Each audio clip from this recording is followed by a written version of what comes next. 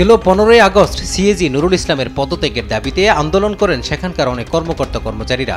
এ সময় তারা বলেন, স্বৈরাচারী হাসিনা সরকারের সহযোগী নুরুল ইসলামের মতো দুর্নীতি পরায়ণ ও অযোগ্য কোনো ব্যক্তি আগে সাংবিধানিক এই পদে আসেনি। আওয়ামী লীগের এজেন্ডা বাস্তবায়ন ও অসাধু সরকারি কর্মকর্তাদের অপকর্ম যেন অডিট রিপোর্টে না আসে, সেজন্য তাকে এই পদে বসানো হয়।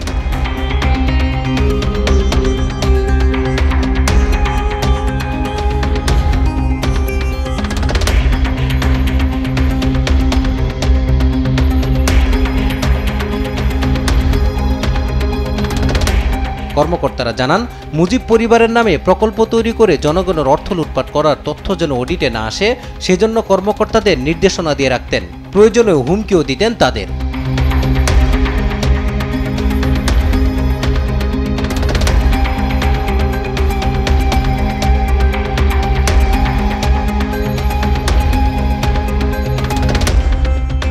BCS audit and accounts cadre অ্যাসোসিয়েশনের সভাপতি থাকাকালীন নুরুল ইসলাম সংগঠনের তহবিলের সিংহভাগই মুজিব বন্দনায় ব্যয় করেন। পরে বিজ্ঞাপনের নামে অধস্তনদের দিয়ে বিভিন্ন নিরীক্ষাধীন অফিস থেকে চাঁদাবাজি করতেন।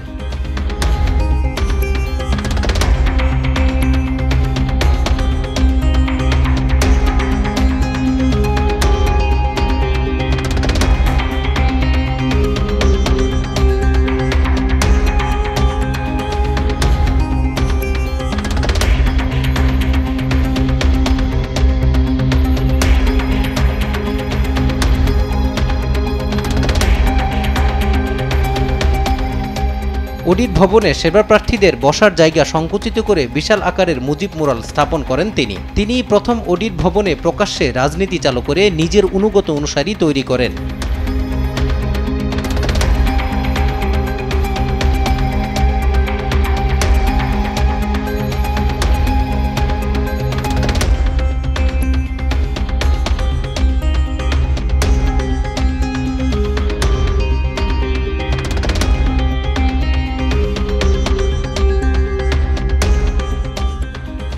ছাত্র জনতার গণ অভ্যুত্থানের পর গা ঢাকা দেন দুর্নীতিবাজ এই কর্মকর্তা।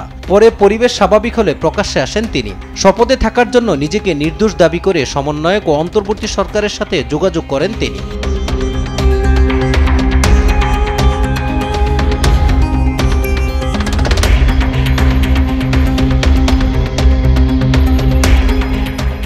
নুরুল ইসলামের দুঃশাসন, দুর্নীতি, দলবাজি ও অযোগ্যতায় সাংবিধানিক এই প্রতিষ্ঠানটি এখন নিষ্ক্রিয় প্রতিষ্ঠানে পরিণত হয়েছে।